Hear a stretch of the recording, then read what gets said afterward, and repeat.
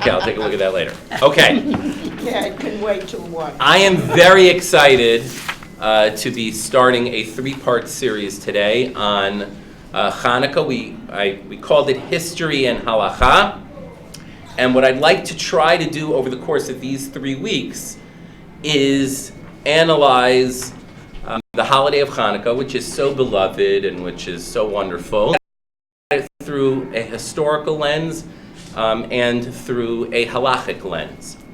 And the main text we're going to use each week is the Rambam's Laws of Hanukkah. I want to give a brief overview of the Rambam's Laws of Hanukkah before we begin, and then we'll dive in. This week is going to be devoted to the history of Hanukkah and the historical development of Hanukkah, and specifically how the story of Hanukkah was told and retold over the first several hundred years of its observance and celebration.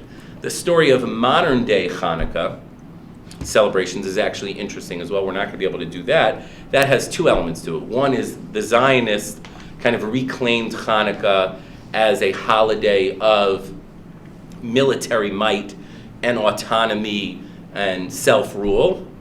And Americans have reclaimed Hanukkah as a gift-giving extravaganza. So we're not going to deal with those 2 kind of modern-day phenomena as they relate to Hanukkah. But I do want to dive into the history of Hanukkah and the way in which the story of Hanukkah was told and retold in non-Jewish and Jewish sources through the time of Rambam. We're going to kind of stop at Maimonides. It leaves us always. Yeah. So I'm going to ask you a shaila that you're going to need to answer before the end of the 3rd week. We're flying to Israel the night of the 2nd candle. We will be en route when it's any time to light candles. So you're exempt. Yeah, you probably shouldn't light that night. That made me very sad.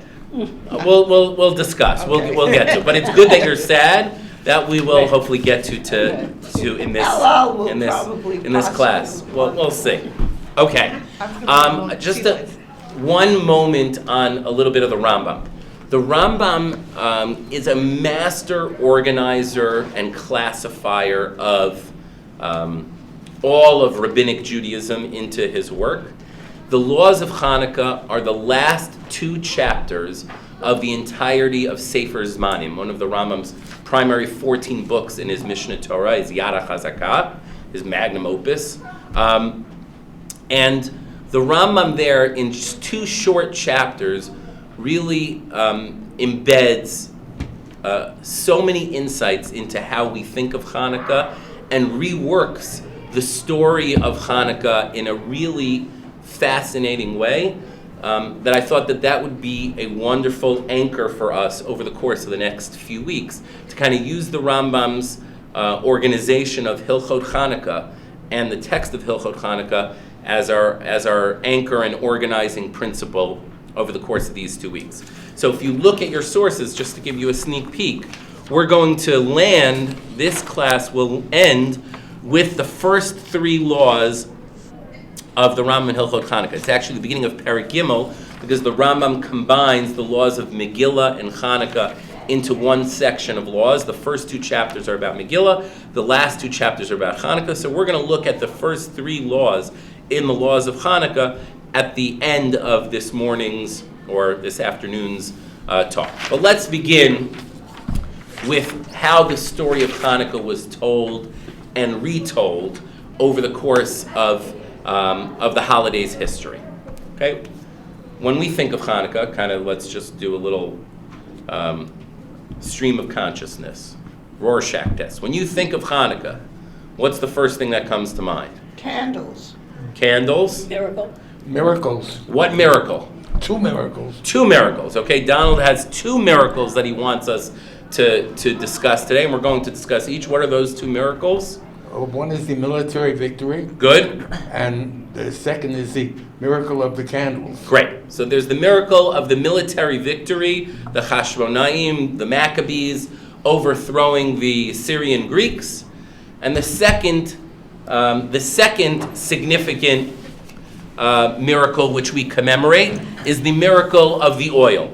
The 1 jar of oil somehow lasting for 8 days. Good.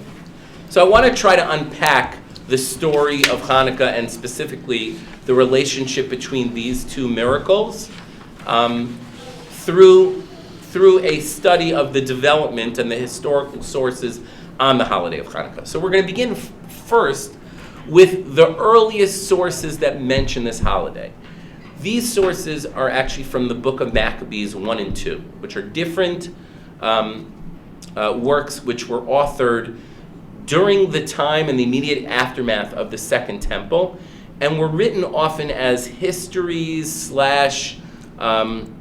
religious works about what was happening at that time. The Book of Maccabees are one of the works known as the Apocrypha, written works of unknown authorship which didn't make it into the canon of Tanakh. Catholics do have the Book of Maccabees as part of their Old Testament. I don't think Protestants do. There's some debate within different Christian denominations about kind of the sanctity of these texts. From a rabbinic Judaism perspective, these texts don't make it into the canon. However, they do give us our first glimpse historically at the nascent celebration of Hanukkah. Hanukkah in its early years and how it was celebrated.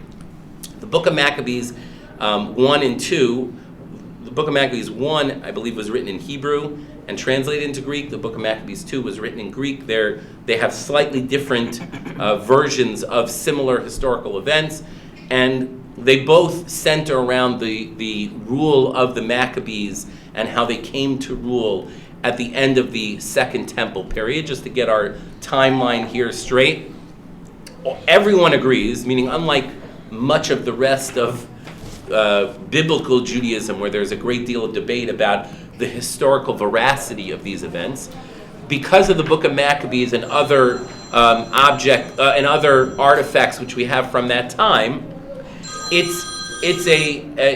academic world certainly believes that the story of Hanukkah happened. The question is, what was that story? So there was a family and a group of people who sought to who started a revolt and sought to overthrow the Syrian Greeks who were ruling in Israel at that time.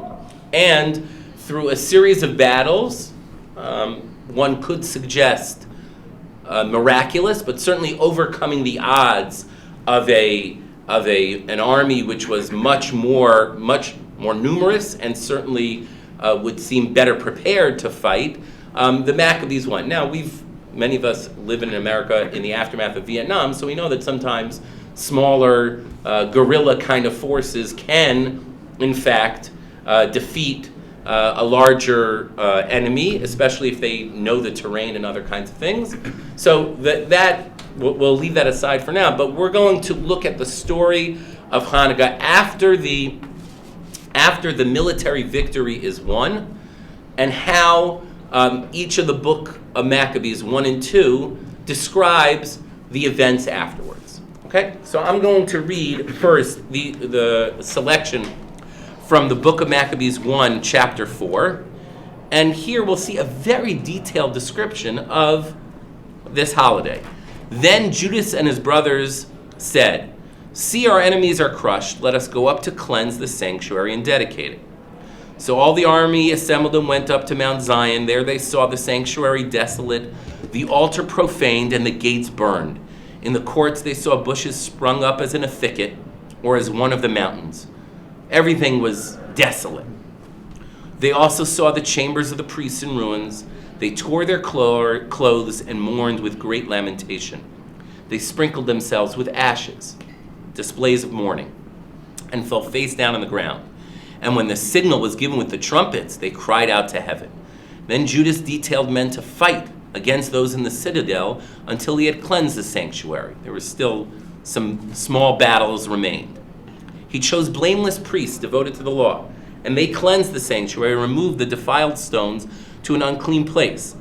They deliberated what to do about the altar of burnt offering, the Mizbeach HaOlah, which had been profaned. and they thought it best to tear it down, so that it would not be a lasting shame to them that the Gentiles had defiled it. So they tore down the altar and stored the stones in a convenient place on the temple hill, until a prophet should come to tell them what to do with them. Prophecy had ceased according to rabbinic tradition, so that prophet never came. Then they took unhewn stones, as the law directs, and built a new altar like the former one. They also rebuilt the sanctuary and the interior of the temple and consecrated the courts. They made new holy vessels and brought the lampstand, the altar of incense, and the table into the temple.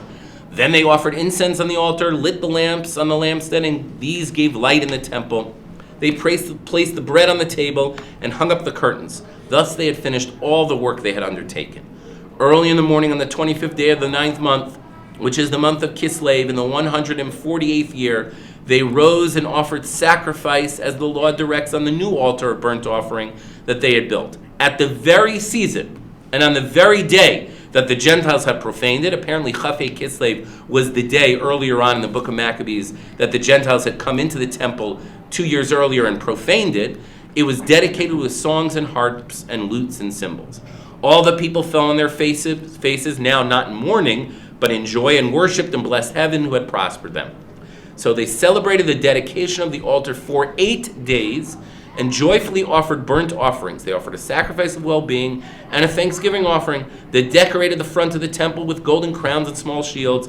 They restored the gates and the chambers for the priests, fitted them with doors. There was very great joy among the people, and the disgrace brought by the Gentiles was removed. Then Judas and his brothers and all the assembly of Israel determined that every year at that season, the days of dedication of the altar should be observed with joy and gladness for 8 days, beginning with the 25th day of the month of Kislev. Happy birthday, Hanukkah. Okay, so according to this Book of Maccabees, what are some of the parts of the description here that were unfamiliar or are different, or what's the focus of these verses, of this narrative? We only had Tiharu, that we cleaned the Mikdash. They sort of gave every single thing within the Beit HaMikdash. So there's a lot more detail here. Right. What's the focus of the celebration? A new altar and The offerings. altar. Mm-hmm. The altar and the korbanot. The Chanukah HaMizbeach. Right? There had Chanukah HaMizbeach when the tabernacle, when the Mishkan was dedicated, was a joyous time. Mm-hmm. When the Beit HaMikdash, when the first temple was dedicated, was a joyous time. The holiday of Hanukkah here is an 8-day festival of the dedication of the altar. Why did they need a new altar? Interestingly, Because the other one was It's been desecrated. defiled. it had been defiled, And they had no one to instruct them on how to. and they didn't know what cleanse to it. do with it. And they said, okay, let's put these stones away. Maybe at some later point we'll get some direction on what to do. And we need to build a new Mizbeach. And when they built that new Mizbeach, they brought korbanot, and Hanukkah is a celebration of this new altar. The other thing that was interesting is that there were other stones that were removed and put in a far place, and those probably were locations where other sacrifices were done. And those they put very far away. But the ones that were from the Mizbeach that came from the temple itself, They put left. in a near place. Good. Okay. Now, lest you think that this is some version of history that's not at all relevant or attested to in rabbinic sources, I want to turn your attention to the third source on the sheet, the Mishnah in Midot. This is in the tractate which describes the dimensions of the Beit HaMikdash and everything that was contained therein. Midot, from the word midah, measurement, and what was where in the Beit HaMikdash. Tucked into the first chapter, Mishnah 6, Mishnah Vav of Mishnayot Midot, is the following fascinating nugget, which confirms the story as told in the Book of Maccabees. Va'arba lishkot hayu bebeit hamokeh. There were 4 different precincts in the section of the temple known as the Hall of Fire, the Beit HaMokeh. If I were coming fully prepared, I would have had a full map of what the Beit HaMikdash looked like and where exactly the Beit HaMokeh was.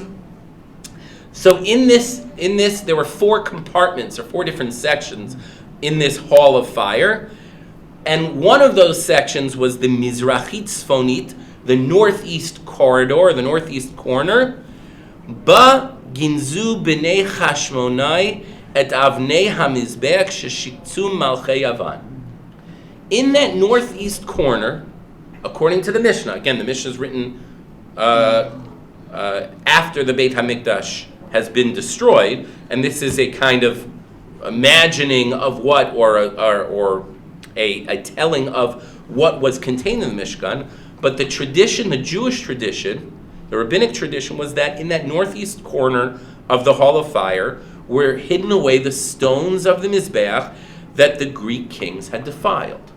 So this is attesting to the veracity of the story of the Book of Maccabees.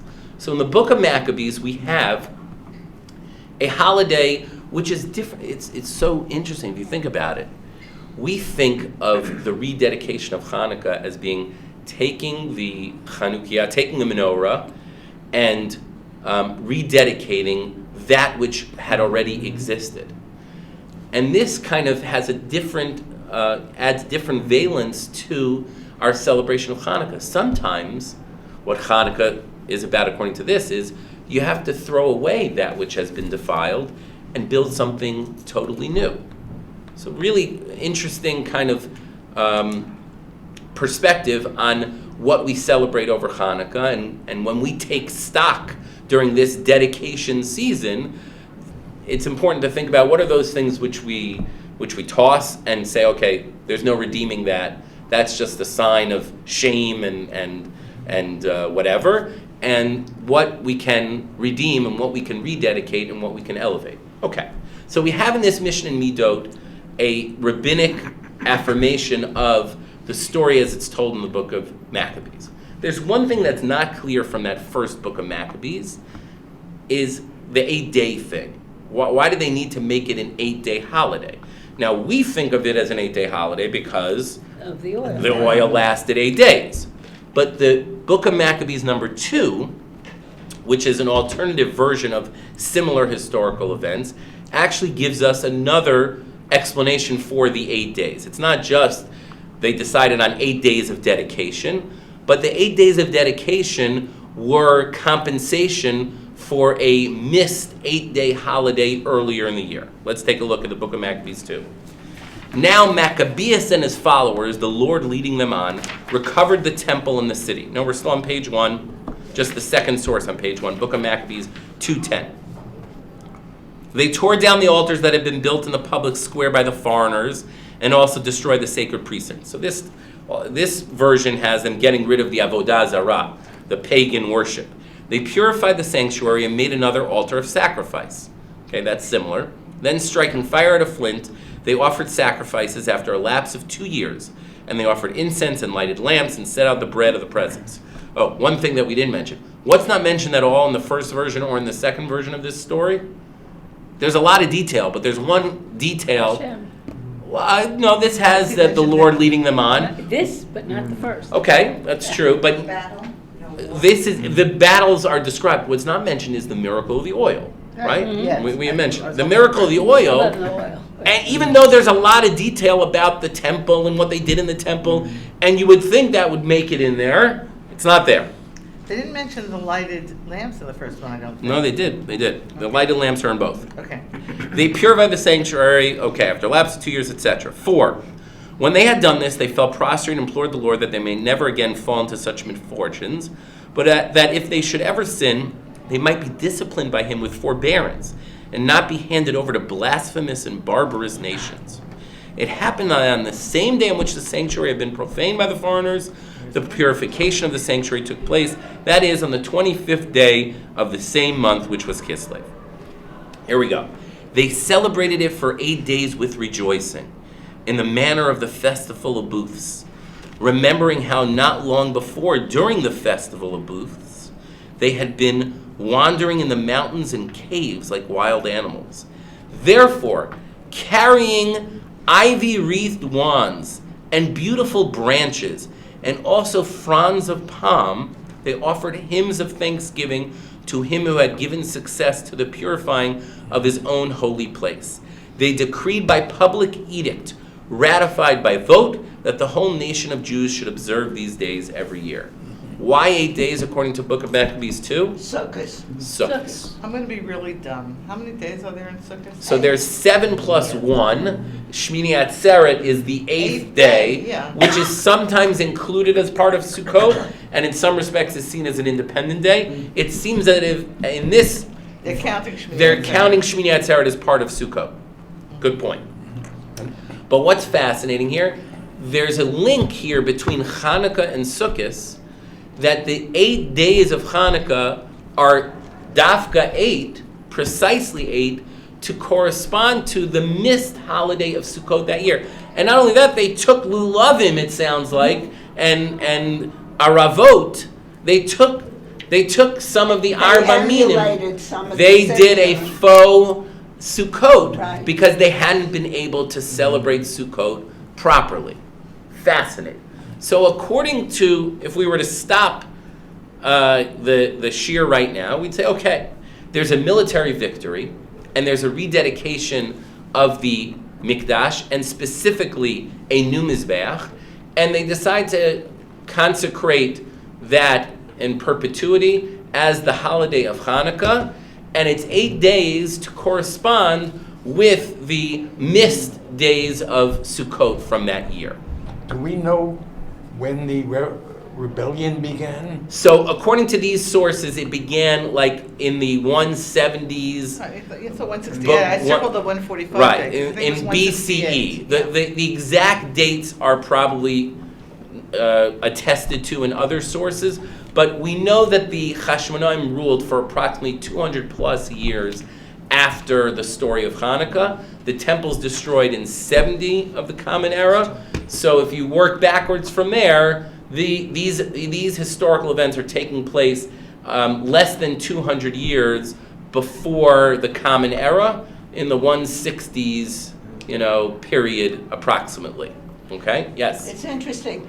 I was struck by the fact that that everything was contaminated and they started from scratch. Right. New.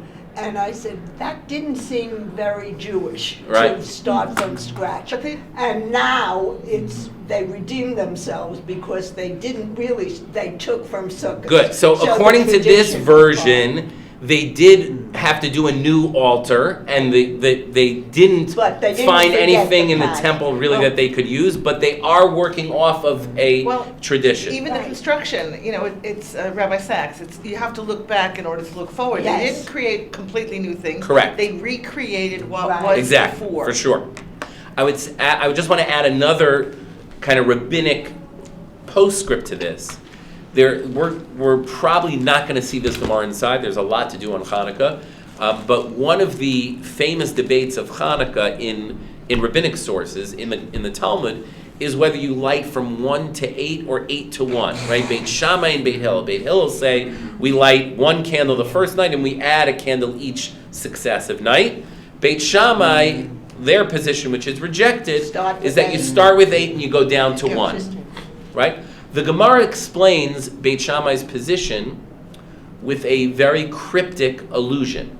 The Gemara says the reason why Beit Shammai says you go from 8 to 1 is keneged parei hachag, to correspond to the parim, the bulls that were offered on Sukkot, where they also went in descending order from 13, 12, 11, 10, 9, and down.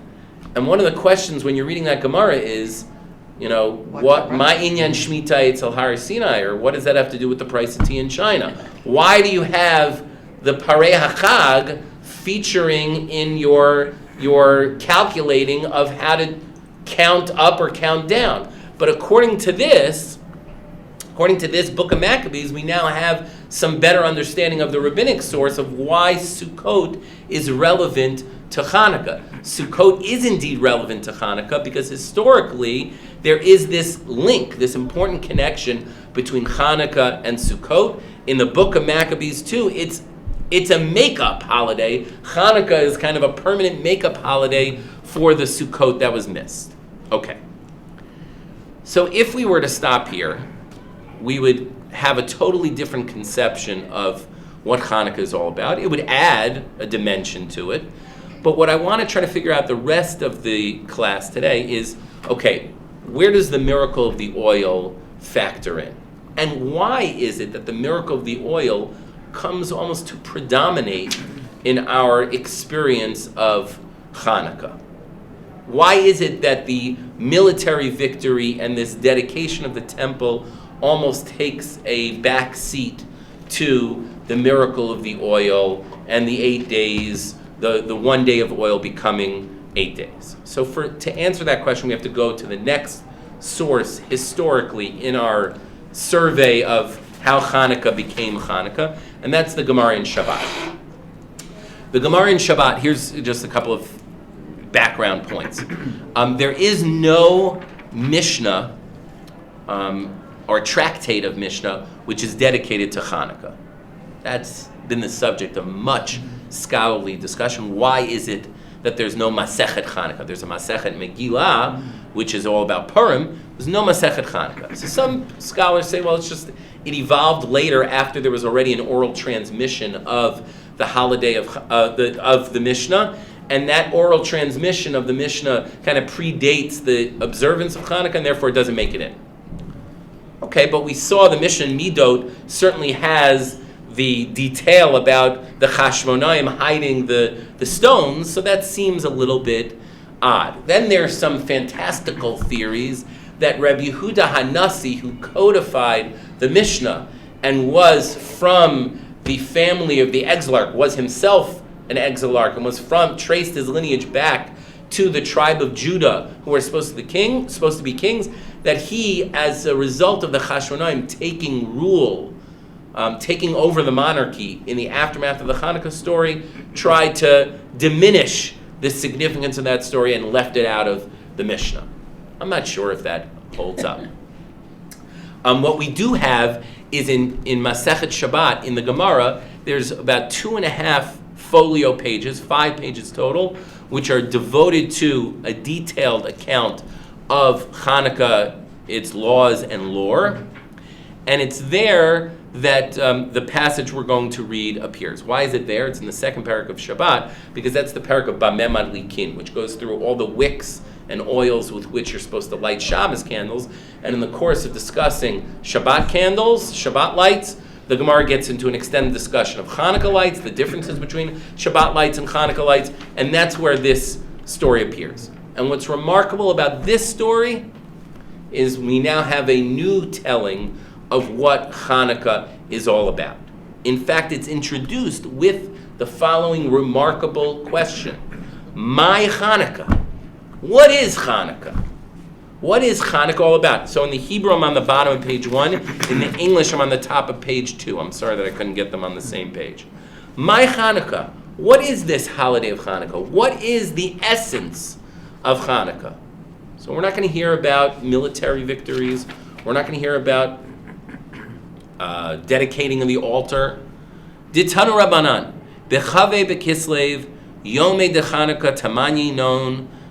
The 25th day of Kislev begins the 8-day festival of Hanukkah. Delola mispod bahon. You're not supposed to eulogize on these days. Delola hitanot bahon. You're not supposed to fast on these days. They're celebratory days. Shekeshenichnesu Yavanim lehechal. Because when the Greeks came into the temple, timu kol hashmanim, they contaminated all of the oil shebehechal that was in the temple. Ukeshegavra malchut beit Chashmonai v'nitzkum. And when the Chashmonaim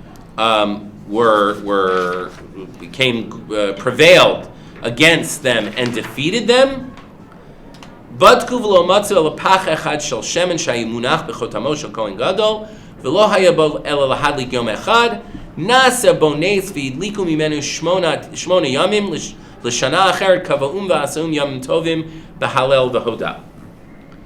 The Gemara's story of Hanukkah presents the military victory as just background. They won the war. It's not gonna tell you anything about it. Won the war. Doesn't even say that was a miracle. They overcame them. When they won that war, they went into the temple precincts. They found only this one jar of oil, one cruse of oil, and from that oil, which should have lasted only one day, lasted 8 days. This becomes, in the time of the Gemara and its aftermath, the dominant story of Hanukkah, the miracle of the oil. A story that's not told in sources that we have extant until hundreds of years after Hanukkah is being observed. Okay? So the miracle of the oil is part of the miracle of Hanukkah, in that this now becomes a central feature of the holiday, the primary story that's told and retold, and if you recall, or as we know from experience, it becomes the main mode of celebrating, of ritualizing the holiday. So there is an element of Hallel, but if you think about the observance of Hanukkah, we think about lighting the Chanukah, publicizing the nace. The nace we're talking about usually is the miracle of the oil. Okay, please turn to side 2. We're gonna come back. But that's not the end of the story, because even within rabbinic texts themselves, we have another version of the Hanukkah story. And this version of the Hanukkah story is part of the prayers, the liturgy of Hanukkah, in both the Amidah and the benching. It's the Al Anisim prayer. If we look at the Al Anisim prayer, when exactly this was written is a good question. Probably after the time of the Gemara. That's why I put it here. But it may have existed in some form around the time of the Gemara. It's not exactly clear when the exact text of this Al Anisim came into being. But here we have a very different story, one which hews maybe more to the original version in the Book of Maccabees. It omits the miracle of the oil and emphasizes the military victory. Bimei Matityahu, I'm starting with the second paragraph. In the days of Matityahu, the son of Yochanan the high priest, the Hashmonaim and his son, Hasmonean and his sons, when the wicked Hellenic government rose up against your people Israel to make them forget your Torah and violate the decrees of your will, you, in your abounding mercies, referring to God, stood by them in their times of distress. You waged their battles, defended their rights, and avenged the wrong done to them. You delivered the mighty into the hands of the weak, the many into the hands of the few, the impure into the hands of the pure, the wicked into the hands of the righteous, and the wanton sinners into the hands of those who occupy themselves with your Torah. You made a great and holy name for yourself in your world, and effected a great deliverance and redemption for your people, Israel, to this very day. Then your children entered the shrine of your house, cleansed your temple, purified your sanctuary, kindled lights in your holy courtyards, and instituted these 8 days of Hanukkah to give thanks and praise to your great name. Okay. Al Anisim, no mention of the miracle of the oil. Mm-hmm. Heavy emphasis and embellishment of, I don't mean embellishment like not true, but just hyperbolic description of the military victory and God's hand in that military victory. No mention of any sadness or the dead. Right? None of the sadness. No, Sukkot is now left the building. There must have been some dead Jews. Right? Okay. Yeah. And I just to come back to that, one of the theories behind why Hanukkah is not mentioned in the Mishnah is because it glorifies military battle, and maybe more, Gerald Blitzstein has an article in Tradition where he suggests that this was also a civil war. We don't talk about Hanukkah, we talk about the Syrian Greeks, but there were also Jews that had more fully Hellenized, and there was a battle, Jew versus Jew at that time. So it may be that we omit the description of the military victory in the Talmud, and it doesn't appear at all in the Mishnah, because we don't want to get into the dirty details of what was entailed. Are there any other places Here we go again. where Zecher L'Churban is never, where sadness is missing from anything? Because usually there is some reminder. Yeah, that's a good point. Not that I can think of. Hanukkah is total joy. But many of the holidays don't. Some of them have the Zecher L'Churban, but not all of them do. So I want to try to kind of bring all these strands together by reading carefully the Rambam's version of the story of Hanukkah. So we have the Maccabees, which has the Sukkot and dedication of the Mizbeach. We have the Gemara in Shabbat, which is the first source that we see introducing the miracle of the oil. And then we have the Al Anisim prayer, which has this very different emphasis on the military victory. The first source that puts these strands together is the Rambam. And he does so in a way that I think is highly suggestive about the relationship between these miracles. Because what you find in sources even long after the Rambam is a debate. Which is more important? Is it the military miracle or the miracle of the oil? Which is the primary one? And many sources say, well, the military victory, obviously. If you didn't have the military victory, then what good was the oil? And some sources say they could have lit tameh oil. Right? There's a notion that once you have the majority of the Jewish community that's impure, that's been defiled, that the laws of Tumah and Tahara do not apply. Nowadays, we don't operate with the laws of Tumah and Tahara because we presume that everyone is been in contact with those things which are Tumah. Yes, Kohanim are supposed to stay away from dead bodies, but that's not because we assume that Kohanim are ritually tahor in every sense. So why the fixation? Why the fascination with the miracle of the oil if it was a somewhat superfluous and after-the-fact event? And the way the Rambam codifies and describes the holiday, it's unusual that the Rambam gives us this history, and I think the significance of it is that he's trying to suggest that these different strands of Hanukkah and the story of Hanukkah actually form one story. So let's take a look at how the Rambam tells the story of Hanukkah and how he ties together the disparate traditions into one coherent story. Bibayit Sheni, Kishamalchei Yavan Gazru Gzerot al Yisrael Ubitlu Datam. In the Second Temple period, when the Greek kingdom issued decrees against the Jewish people and nullified their faith, or sought to nullify their faith, V'lo hinichu otam la'asok b'torah v'mitzvot, and did not allow them to observe the Torah and its commandments fully. Upashtu yadam b'ma'onam ubibnotehem v'nichnusu lehechal upirtzu bo pratzot v'timu hatarot. They wreaked havoc in the sanctuary and made the sacraments impure.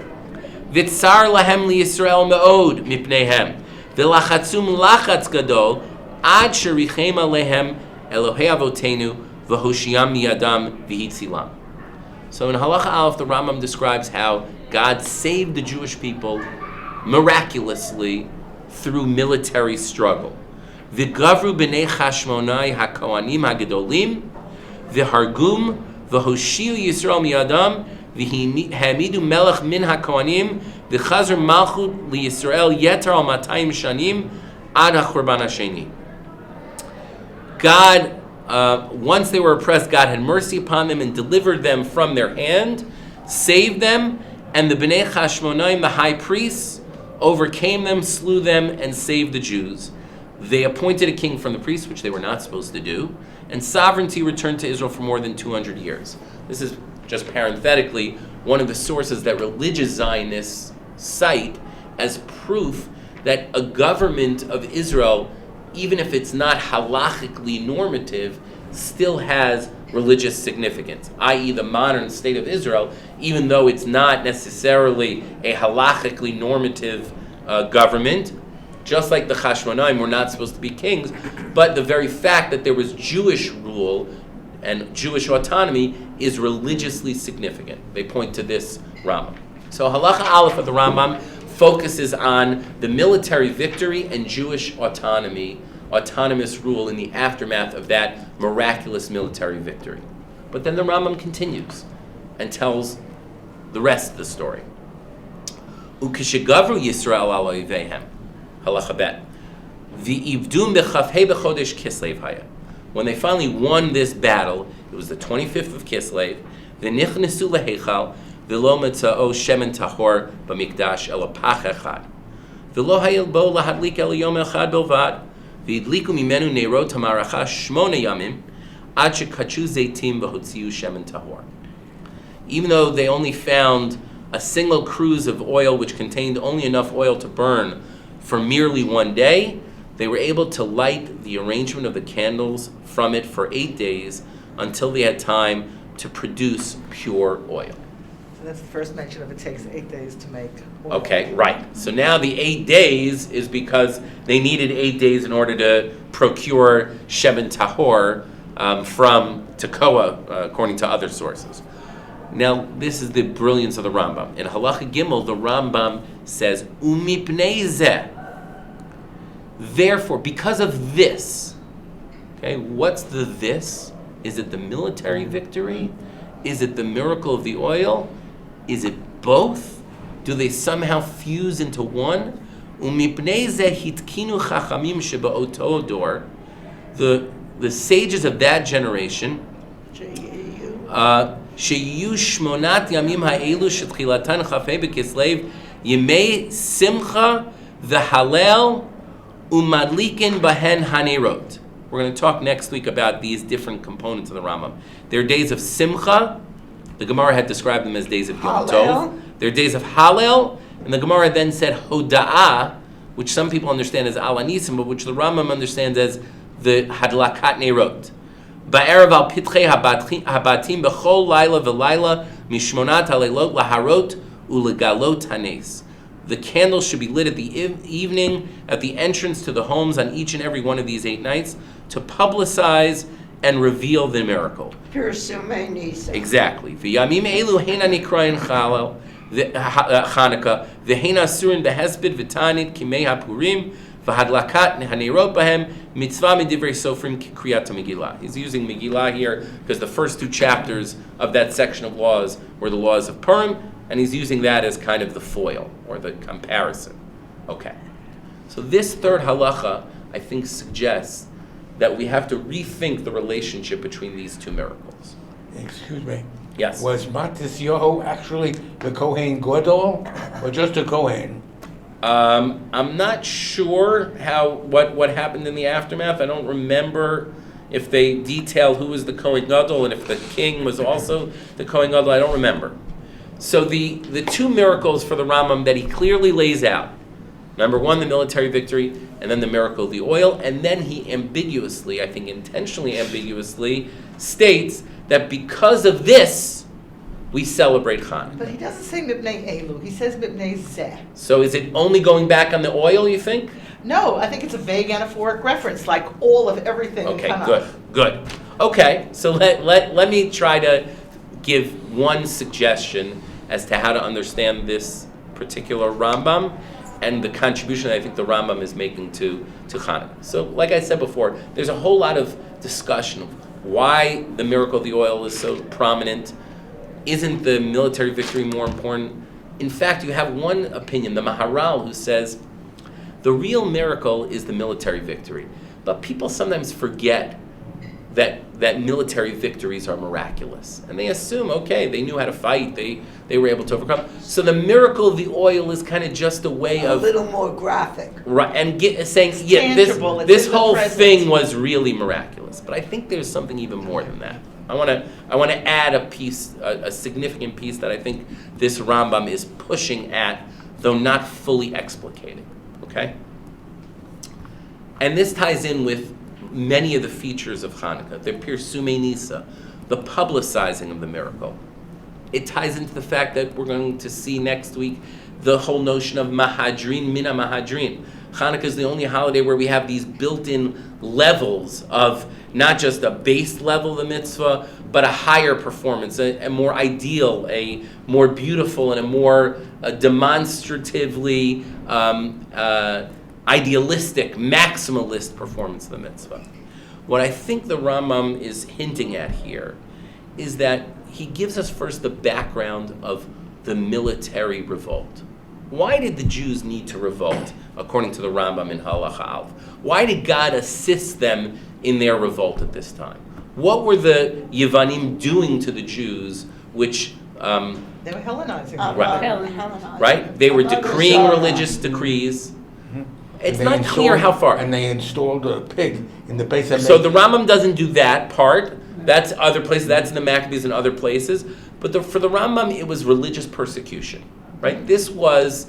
there was religious persecution and chipping away at the faith of the Jewish people. So The chipping away is the interesting also. There's a beautiful cartoon which sort of also visualizes that by sort of making the music coming from a Chalil, which is the letters of the alphabet, versus Right.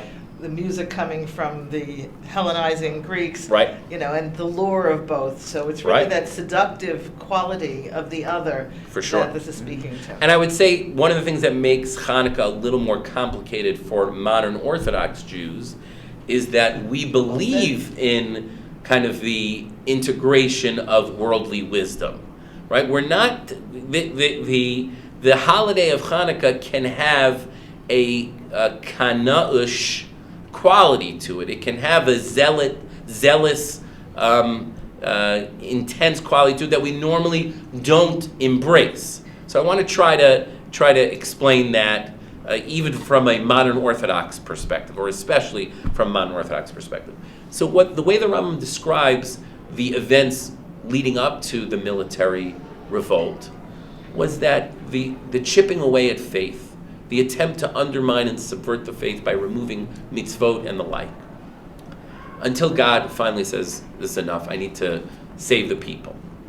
And he does it through a family which also says, we can't abide by this. We can't practice a watered down version of Yahadut. We can't abide by the decrees that are being passed. We can't just say, obviously there were those at the time, and the Book of Maccabees gives voice to this, who said, listen, let's just take it, do what we can, practice what we can, and not alienate and not instigate against the Syrian Greeks. But the Chashmonaim basically say, and God provides the miraculous victory because they're fighting for a pure, maximalist, idealistic version of Judaism. Yes, if we keep on chipping away at Judaism, what's going to be left? That was the essential argument. I would claim that's the essential argument or the essential rationale for the military revolt in the first place. So what is the significance then of the miracle of the oil? Well, the miracle of the oil, precisely because it was superfluous. It wasn't halachically necessary. It wasn't historically essential to the establishment of the rededication of the Beit HaMikdash. It becomes kind of the perfect symbol for the military revolt and victory. Because what is the miracle of the oil? They decided and were lucky enough to find one jar of oil. If they hadn't found that jar of oil, they probably would have lit tamei oil. If the oil had run out after a day, they would have lit tamei oil. But this miracle facilitates the practicing of the Beit HaMikdash ritual, at least in this one manner, in the pure maximalist form, with Shemen Tahor. So the way the Rambam sets this up, and the ambiguous umipnei zeh, I think hints to us about what the relationship is between these two parts, these two strands of the story. The later strand, which is clearly the miracle of the oil, comes to kind of highlight and underscore what the whole military revolt was all about. It wasn't just about Jewish autonomy with apologies to Zionists and religious Zionists. It was also about what kind of Yahadut, what kind of Judaism are we going to be free to practice? Is it going to be something which is going to have to be taken indoors and which we're going to have to just do what we can minimally do to survive without getting into any fights or wars? Or are we going to project a maximalist public face of Yahadut? And that's what the Chashmonaim do. And that's why Pirsumei Nisa becomes such a central element of this holiday. We have to publicize what this miracle was. We have to put it out and let the world know that we're not going to keep this hidden. And that's also why Mehadrin, Mina Mehadrin becomes such a critical, why all of a sudden in Hanukkah do we have different strata, different dimensions of the mitzvah. And to be honest, I've yet to meet the Jew who lights only one candle on the 8th night of Hanukkah, even though technically that is the fulfillment of the basic mitzvah. In order to kind of project this idea of maximalist approach to Yahadut, we need to build in, the rabbis built in these different layers and different levels of the performance of the mitzvah, and the mitzvah is transformed through each level. There's a lot more to say about that. So what I think the Rambam does here in the opening of the laws of Hanukkah, by giving us his version of the history, which includes details about the religious persecution, details of the military victory, and details of the miracle of the oil, is the Rambam ties all these strands together and says Hanukkah is a holiday which was rooted in a revolt against the Syrian Greeks in order to facilitate the maximalist practice of Yahadut.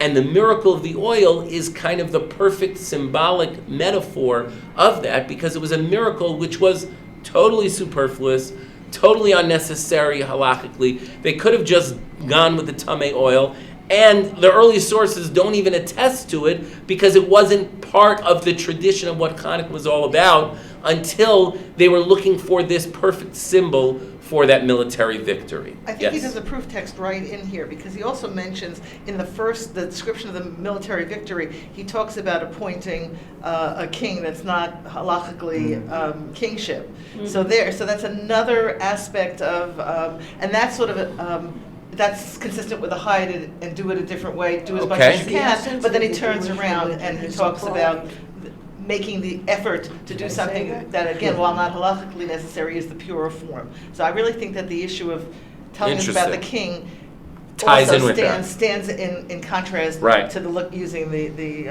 oil. Yes. And it's the essence of the whole Jewish religion as applied. In other words, you have to do in order to make it work. Right. You have to keep Shabbos, you have to not do, and you have to do. Right. You've got to It would have been easy, and I'm sure there were those at the time who argued with the Chashmonaim, what are you doing? You know, you're gonna destroy us.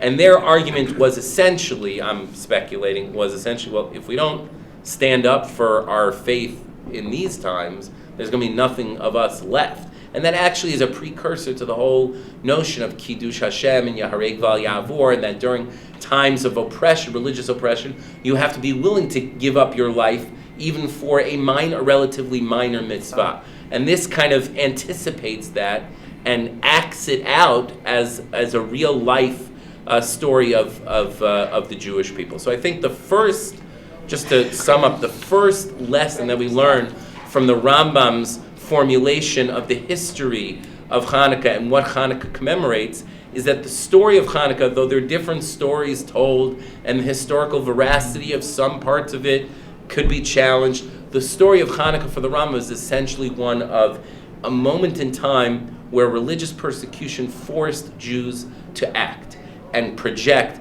a certain idealistic maximalist form of Judaism, and the entire series of events, the military victory, the rededication of the temple, the miracles that occurred according to the Gemara in Shabbat at that time, all of it reinforces the idea that sometimes we have to fight for a public,